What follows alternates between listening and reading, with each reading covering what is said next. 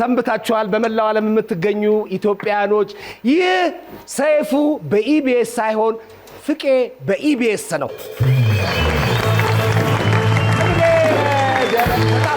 በጣም ከባድ ነው። እናንተ ለካ ስመጣ ሰመረ ባሪያው ብለውኝ ነበር። እኔ ግን ፍቄ ባሪያው ነኝ። በጣም ደስ ብሎኛል። ወንበር እንዴት ደስ ይላል። ሰይፉ የለም። ሰይፉ እንዴት ነው የሌለው? ዛሬ ከተማችን ውስጥ በርካታ የነዳጅ ሰልፍ አለ። ሰይፉ ቆሞ ይንቃቃዋል።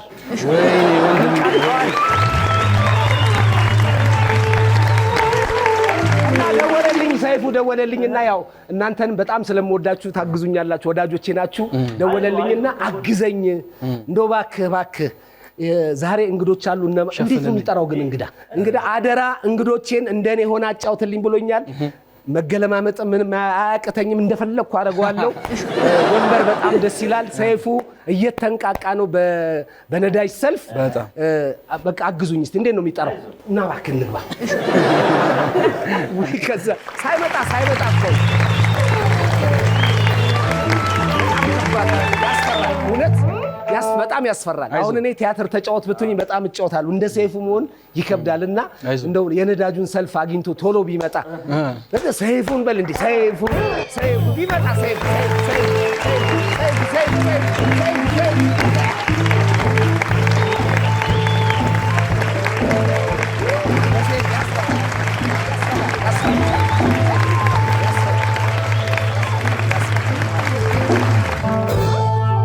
ብዙ ያስፈራል።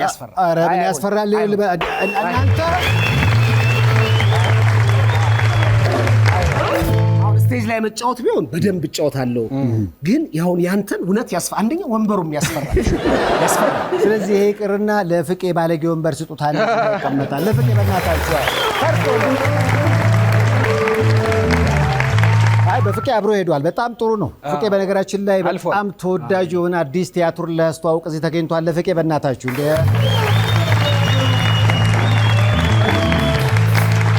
እስኪ ያው ምንም ያውል አሁን እንደዚህ መሰለህ ማግባቢያው ሞኖሎግ መግቢያ ማለት ነው። ሰው ድጋፍ ይሰጣል። መጀመሪያ የምታደርገው ምንድነው? አንድ ሳምንት እድሜ ስለሰጠን ፈጣሪያችንን እናመሰግናለን ትላለህ ወደ ላይ።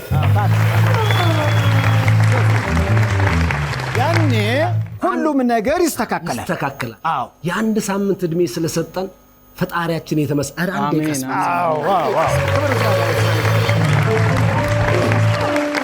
ሁለተኛው ሰላምታ ደግሞ እዚህ ድረስ አክብራችሁን ስለመጣችሁ እንዴት መጣችሁ ግን ትልና ታጎነበሳለህ።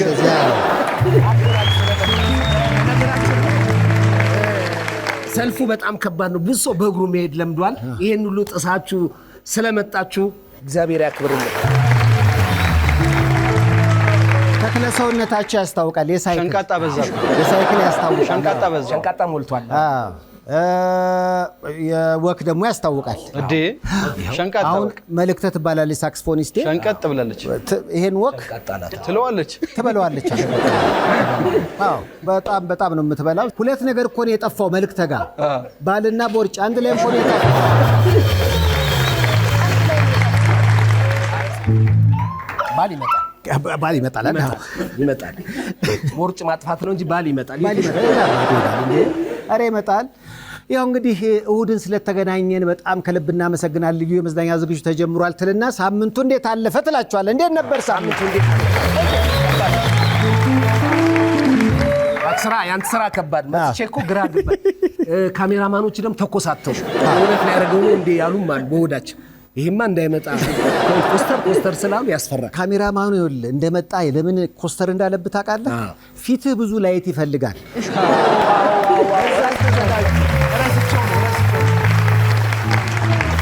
ብዙ ኤልዲ ያው እንግዲህ ፍቄ ባሪያውን በተውኔቱ እናውቀዋለን። ያልሰራው ቲያትር የለም። ዛሬም የሰይፉ በኢቢኤስ እንግዳ ሆኗል። ይህንን መግቢያ ሞኖሎግ አብረን ደግሞ እናሳልጠዋለን። ምን ችግር አለው አይደል? አሁን ወዴት ትሄዳለህ መሰለህ ብለህ እባካችሁ ድጋፋችሁን አሳዩኝ ትላቸዋለህ።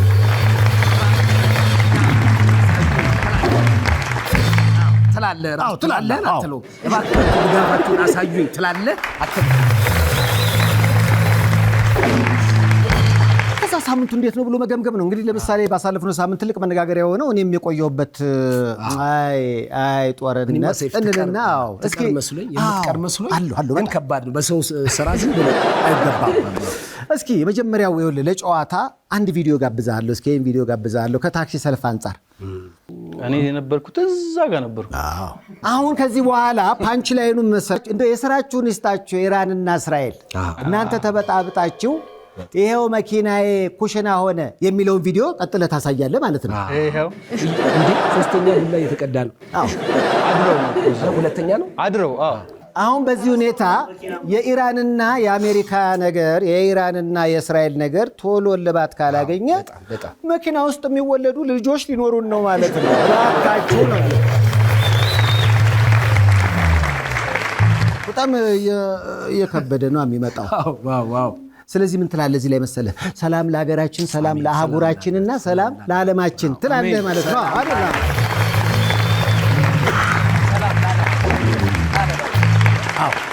እንዲያው ከምኑ አገናኛችሁ እንዳትሉ እንጂ ከዚህ ከጦርነቱ ጋር በተገናኘ ኮንደም ፋብሪካ ስራ እንዳቆመ ሰማችሁ? የኢራን ጦርነት የህንድን ኮንደም ምርት አስተጓጎለ። ለናፍጣ ምንም ይሰራ ነገር የለም። ስለዚህ በቤንዚን የሚሰሩ ሰዎች አሉ ማለት ነው።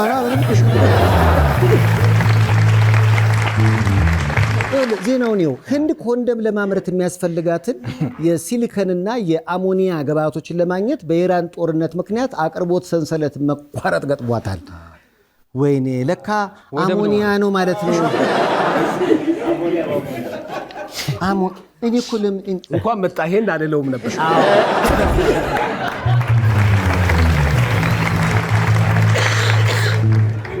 በዚህ የተነሳ አንድ የኮንደም እጥረት ገጥሟት 1.4 ቢሊዮን ህዝብ ቁጥር በመያዝ ከዓለም በህዝብ ብዛት አንደኛ ሆነችው። አሁን ማንን ልቅደም እያለች ነው ህንድ። ኮንደም የለማ ሁሉ ነዳጅ አስበዋል። ግን ኮንደም ምልህ ኮንደም ኖሮ 1.4 ሆነው ከዓለም አንደኛ የሆኑ ሳይኖር አስበው ሳይኖር እንዴት ሊባዙ በጣም ከባድ ነው። ለማንኛውም እንግዲህ ካሁን በፊት አይታችሁ እንደሆነ ልክ ጦርነቱ ሲነሳ አንዳንዶች እኔ ኢራን ነኝ እኔ እስራኤል እየተባባሉ ቃላት ሲወራወሩ ነበር። መጨረሻ ላይ የተገናኙ መሰላችሁ አንድ ላይ ታክሲ ሰልፍ ነው። ግን የሚያስፈልገው ዋናው ምንድነው? አሁንም የምንለው ጸሎት ነው። ዋው ያ ያቆመው ያብረው ደግሞ ይሄን ነው። ምን ሊሆን ይችላል? አይዞህ አላስጨንቅ ፍቄ። ይሄ የመኪና ታኮ አለ አይደለ? ይሄ ደግሞ የጌጅ ታኮ ነው። ጾም እንዴት ይዟል? ጾም ሰይፊ እግዚአብሔር ይመስገን የእውነት ደስ ይላል በጣም። ጾም ስጋ ወዳድ ነው? አይ አልወድም አይደለ? ያውም የቄራ ልጅ ነኝ ግን ብዙ ስጋ ወዳድ አይደለም። በደንብ በላለሁ ግን ስጋ ወዳድ አይደለም። ስጋ ቤት ብዙ ትመላለህ? በደንብ በላለሁ ግን ስጋ ነው። በእናታችሁ ደስ ይላል።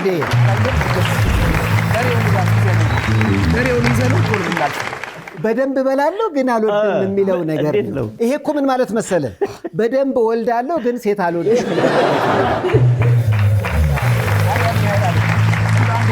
በቃ በሳምንት በሳምንት አንዴ እንደ ቦሎ ነው። ባሳለፍነው ሳምንት ይሄ ስጋ የሚወዱ ስጋ እንዳለን የሚወዱት በነገራችን ላይ ያስታውቅ ይሄ እናውቀዋለን። ቄራ ሲመላለስ በደንብ ሲበላ አውቀዋለሁ። አሁን ግን ዳይት ላይ ነው። ይደገፋል። በሬ ሁሉ ይደገፋል።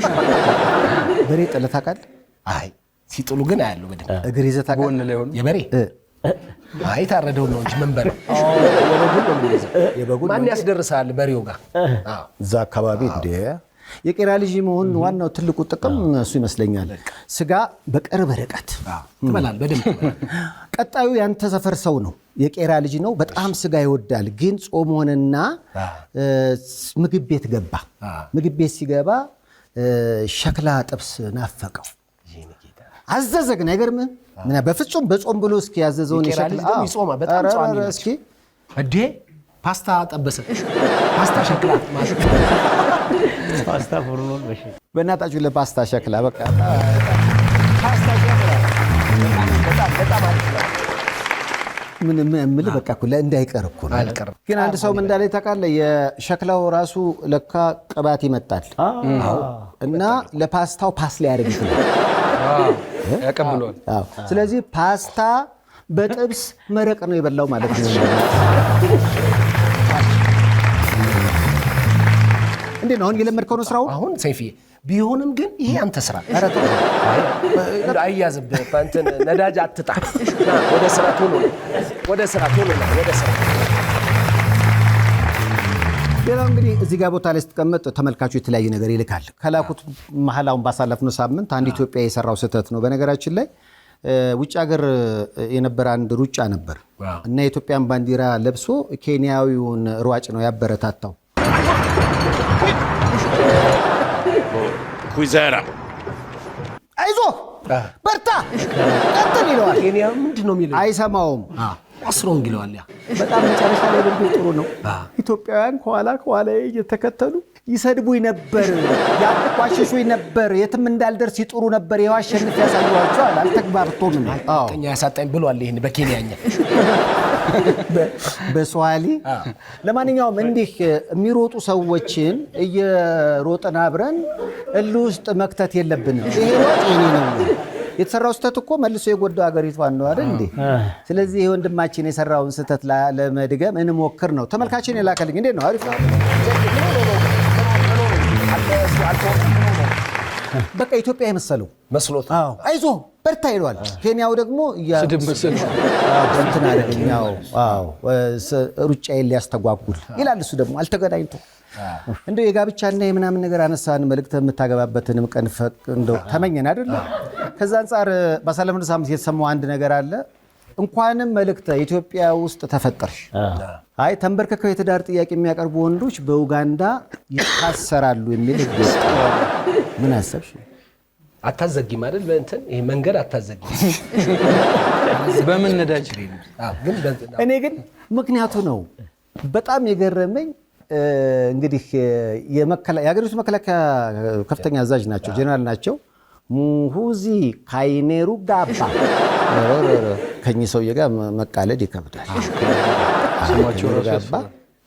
ጄኔራሉ ወንዶች ለፍቅረኞቻቸው የጋብቻ ጥያቄ ለማቅረብ መንበርከካቸው ክፉኛ በመንቀፍ ድርጊቱን የሚፈጽሙ ወንዶች የህግ ጥሰት አድርገዋል የሚሉት። እንደሳቸው ሀሳብ ከሆነ ይህ የምዕራባውያን ባዋል ተጽዕኖ ነው። ወንድ ልጅ ክብር የሚያሳንስ ነው፣ መንበርከክ ነው የሚሉት እሳቸውና መንበርከክ የመሸነፍ ምልክት ነው። መንበርከክ ወንዶቻችን ዘንድ እንዲሰርጽ አንፈልግም። ጥያቄ እንኳን ማቅረብ ካለባቸው እንዲቆመው ታገቢኛለሽ አታገቢኝም ወይ ደግሞ ሴፊ እዚህ ጋር ይዞ ያሽ አጥልቅ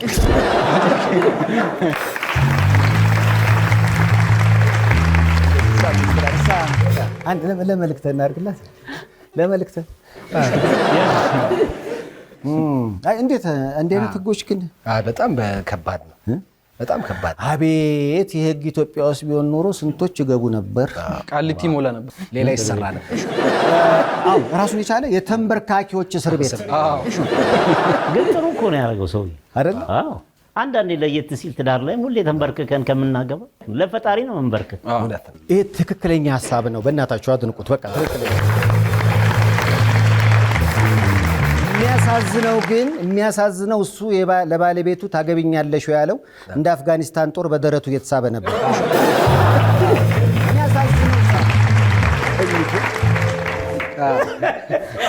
የሱ በእንደዚህ እያለ እንደ አፍጋኒስታን እንደ አንተ እኔ ከተንበረከኩት ማልኝ አይገርም። የምከራከረውም ለዛ ነው። ተንበርክካል አልተንበረከኩም። በአንዱ ሙሉን ያው ትምህርት ቤት ተንበርክካችኋል።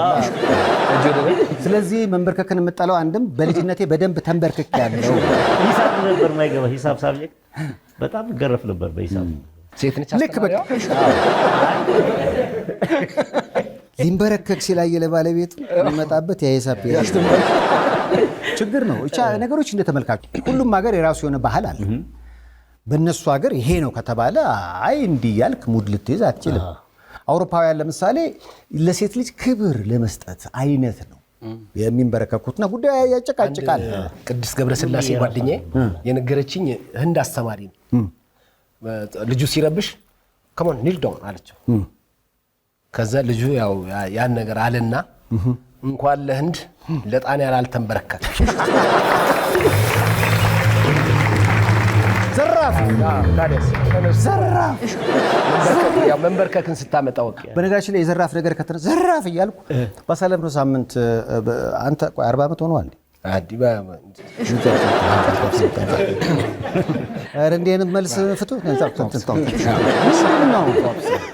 ሀሳባለሁ ገና እኔ እንዲህ አይነት አንደበተ ርቱዕ የነበረው ሰውዬ ለምን ዝም ብለህ መኖር እያለ እድሜ ለምንድን ነው የምትናገር? ፍቄ እላያችን ላይ ተሳከራለህ። ስማ ሴፊ ለምን ትናገራለህ? ገና ስንት ስራ እየሰራ ምን አናገረ? ኧረ እድሜ ይስጥልህ። አሜን አሜን እንኖራለን ገና። አንድ ጓደኛችን እንግዲህ አንጀትን በተመለከተ በተለይ 40 ዓመት ከሞላ በኋላ ጥንቃቄ ማድረግ ያስፈልጋል። አንጀትን ቼክ ማድረግ ኮሎኖስኮፒ ውስጥ ገብተው አለበለዛ በጊዜ ካልተገኘ ቫይረሱ ወይም ደግሞ ወደ ካንሰርነት ተቀይሮ ሰዎችን ይገላልና አንጀቱ ቆስሏል ተብሎ ሄዶ ተመረመረ። ቁስለት ነው፣ ወደ ካንሰር የሚሄድ ነገር የለውም፣ ግን ስፓይሲ ነገሮችን እንዳትበላ ተባለ። አይገርምም? አንዳንድ ሰው በምን እንደሚቀጣ እሱ ደግሞ በቃ እንደው ይሄ ፋሲካ ወጥቶ ያን ዶሮ ይልልሃል። በቃ ተገጣጠመ። ከዛ እና ምን አሰብክ አልኩት። በቃ እኔ ትመጣላችሁ እኔ ቤታው በቃ እኔ ጋር ነው የምትበሉት፣ በቃ ይቅረብ እንዳትበላ ስለተባልኩ ይቅረብ እና በላው ዘራፍ ተበላ አንተ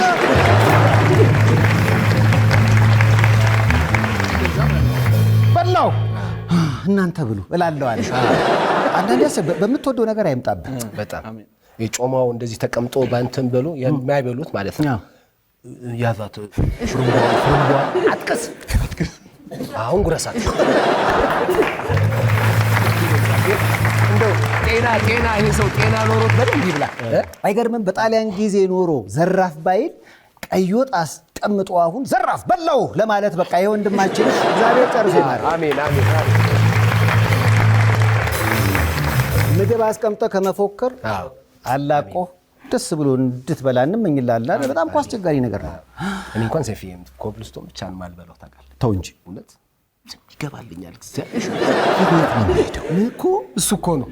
እኔ ፍቄ እንግዲህ ሳቅህ ሳቅ ጨዋታ ትወዳለህ እንጂ ምግብ እንደምትወድ አለ አይደለም። አልወድም እኮ ያገኘሁትን በላል የተሰጠኝን እግዚአብሔር ይመስገን። ቤት ያፈራውንም ጎረቤት ያፈራውንም ዘመድ ያፈራውንም አሁንም ከሰጣችሁ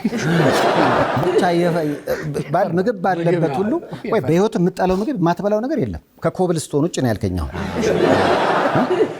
እንዴት ይጠላል የኢትዮጵያ ምግብ ንገረኝ። ምን እስቲ ሰይፊ ምን ትጠላለህ አንተ? ዱባ አንደኛ ምግብ። ዱባ በጣም አንደኛ ምግብ። ጉልባን አንደኛ ምግብ። ጉልባን እሺ። ምን ነው የሚጠላው? ሰይፊ ምን ትጠላለህ እንዴ? የጊዜው ሁኔታ ነው እንጂ ምግብ እንዴት ይጠላል? በተለይ ኢትዮጵያውያን እኮ ምግብን አሳምረን ነው አይደል እንዴ? ያው በዓሉ እየመጣ ነው። ከበዓሉ ጋር በተገናኘ ብላ አስቀድሞ ይሸምታልና በዚህ በዓል ላይ ብዙዎች ጥሩ ጊዜ እንዲያሳልፉ አስቀድመን ፍቄ እንደሚለው ቆንጆ የጣፈጠ ምግብ እንዲያገኙ እኛም እንመኛለን።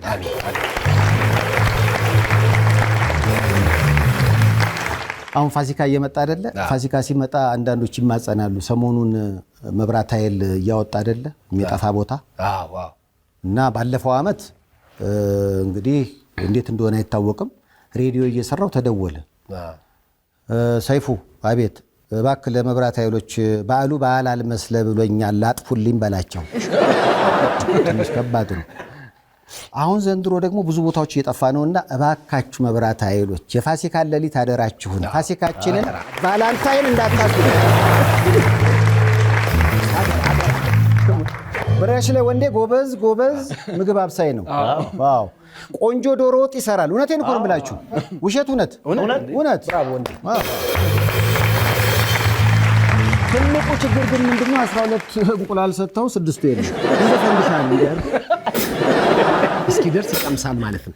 ሲደርስ እንቁላል። እውነቱን ለመናገር አሁን በዘንድሮ ፋሲካ ራሱ እንግዲህ ወዳጅ እንደመሆናችን ቤት ባለቤቱን ልጁን ቆንጆ ዶሮ ሰርቶ ሌሊት ላይ የሚያስፈስቅ አንበሳ ድራመር አብሮ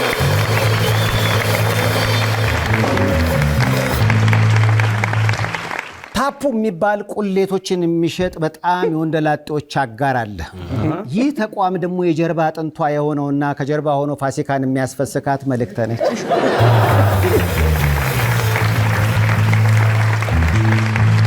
አሁን መርቃት ባሉ ሊመጣ አይደል? እንደዚህ ያቁላላ የሚያስፈስክ ዶሮ ወጥ ሰርቶ የሚያበላ ባል ይስጥሽ።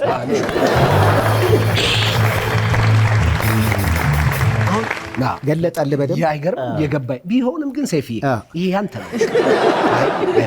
አትጣ ነዳጅ አትጣ። እኔ ብቻ ሰው ሁሉም አይጣ። እሱማ በዓለም ሰላም በዓለምም ሀገራችንም ሰላም ይሁን። እውነቱን ለመናገር ወደ ታይላንድ አካባቢ ፊሊፒንስ ያለው ስሜት በጣም የከበደ ነው። እርግጠኛ ነኝ ከዚህ ጦርነት ጋር በተገናኘ አቅም ያላቸው ለማቆምም ለመስማማትም ትልልቅ አካላት ምን ዘጠኛ አይሞሉም ብዬ ነው የማስበው። እኔ ቢነጋገሩና እንኳን እንዲህ ተባልተንና ተዋግተን ይቅርና ተፋቅረንም እድሜያችን አጭር ነው። በእርግጠኝነት በቀጣይ ነገሮች ጥሩ ሆኖ የምናይበት ጊዜ ይመጣል ብዬ አስባለሁ። በዚህ የጾም ወቅት የነበረው የጭንቀትና የመፈተን እንዲሁም መጥፎ ነገሮችን የማየቱ ስሜት ከበዓል በኋላ እንዳይኖር እስኪ ተመኙ።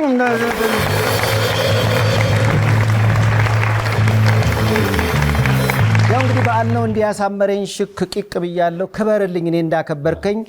ከቢር የወንዶች ልብስ መሸጫ ነው የዚህ የመዝናኛ ዝግጅት የልብስ ስፖንሰር። እንዴት ነው በሚቀጥለው ከቢር ነግሯል። አንዳንዴ እሱ ስለምመጣ ለከቢር ያለኝ ሰማችሁ በስፖንሰር ነው እንዲህ ያለኝ። አሁን እንዲማ ከሆነ ሳምንት ፕሮግራሙን የመረዋለሁ። ብዙ እኮ አይከብድም አይለኝ ብዙ ላይ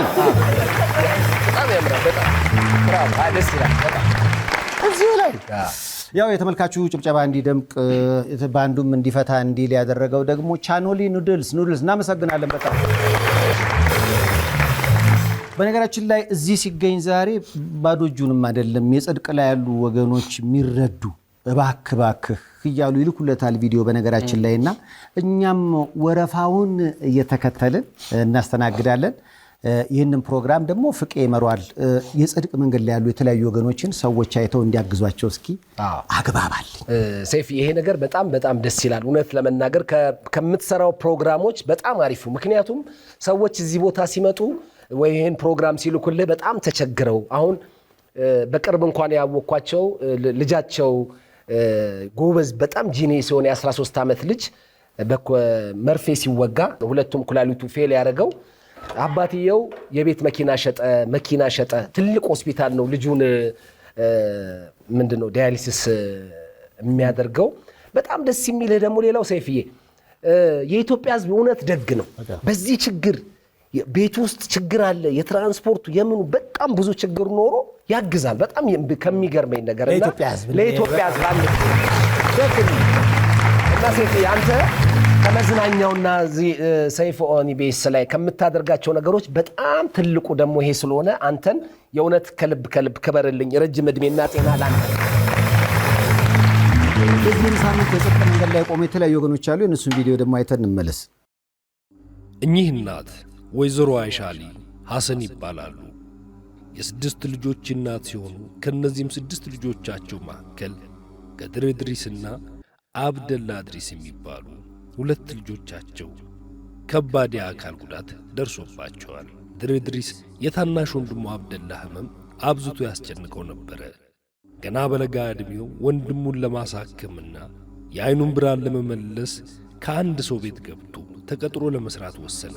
ነገር ግን በአንዲት የቀን ጎዶሎ ተቀጥሮ ይሰራበት በነበረበት ቤት በኩል በሚያልፍ የኤሌክትሪክ መስመር ምክንያት ከፍተኛ ጉዳት ደረሰበት። ከጊዜ ወደ ጊዜ እየጠቆረ ስለመጣ የከፋ አደጋ ከማድረሱ በፊት በአስቸኳይ እንዲቆረጥ በሐኪሞች ተወሰነ። የቀኝ እጁ በሰው ሰራሽ እጅ የተተካ ቢሆንም የዕለት ዕለት እንቅስቃሴውን ግን በበቂ ማገዝ አልቻለም። ስለዚህ በሐኪሞቹ ምክረ ሐሳብ ዘመናዊ የሰው ሰራሽ እጅ ቢገጠምለት እንደ ጓደኞቹ ተጫውቶ ተምሮ በራሱ እጅ በልቶና ጠጥቶ በራሱ ለብሶና ተጸዳድቶ ይኖር ዘንድ ይህንን ዘመናዊ ሰው ሰራሽ እጅ እንደሚያስፈልገው ሐኪሞቹ የወሰኑ ሲሆን ይህንን ለማድረግ ግን የ6 ልጆችና በተለይ 2 ልጆቿ የአካል ጉዳት የደረሰባቸው እናት ወይዘሮ አይሻ ምንም አይነት የገቢ ምንጭ ስለሌላቸው ልጆቻቸው ይድኑ ዘንድ የእናንተን እርዳታ ይጠይቃሉ። ሰላም ደህና ይስጥልኝ ውድ ኢትዮጵያውያን። ከዚህ ከምስሉ ላይ የምታዩት ሰው አቶ ማናዬ ደረበ ይባላል። ባጋጠመው ድንገተኛ ህመም ምክንያት ሁለቱም ኩላሊቶቹ ፌል ስላደረጉ ጥቁር አንበሳ ሆስፒታል ወደ ውጭ ዶ እንዲታከም ሪፈር ስለተጻፈለት የሚያስፈልገውን ብር ከ4 ሚሊዮን ብር በላይ ስለሆነ እባካችሁ እንድታግዙኝ በእግዚአብሔር ስም የኢትዮጵያን ሕዝብ ጠይቃለሁ እያለ ነው። የጥቁር አንበሳ ሪፈር የተጻፈበትን ዶክሜንት አብረን የያዝን መሆኑንና እባካችሁ እርዳታ አድርጉልኝ እየተሰቃየ ሆኖ ያለ ነው። ኢትዮጵያውያን እርዳታ እንድናደርግለት በእግዚአብሔር ስም እንጠይቃለን። ብዙ ደጋግ ኢትዮጵያኖች አሉ። ለነዚህም ዘራቸውን፣ ሃይማኖታቸውን፣ ጾታቸውን ሲያዩ ስለታመሙ በእግዚአብሔር እጅ ስለተያዙ ብቻ ያግዟቸዋል። የቻሉትን ያደርጋሉ። በጸሎትም በገንዘብም ነው የሚያግዙትና ለነዚህ የሰይፉ በኢቢኤስ አጋዦች የጀርባ አጥንቶች ከልብ ዝቅ ብዬ አላህ ይስጥልን፣ እግዚአብሔር ይስጥልን ብለናል። እናመሰግናለን። ያው እንግዲህ ተመልካቹ በጣም ደስ ይላል። ፍቄ ያለ ዛሬ አዲስ ቲያትሩን ለማስተዋወቅ የቲያትሩ ርዕስ ምን ነበር? ዋዋጎ ይባላል። ዋዋጎ ርዕሱ በኋላ ላይ ነው የሚተነተነው። ዋዋጎ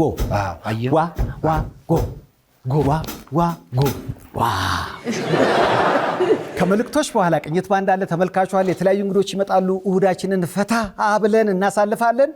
ዋዋጎ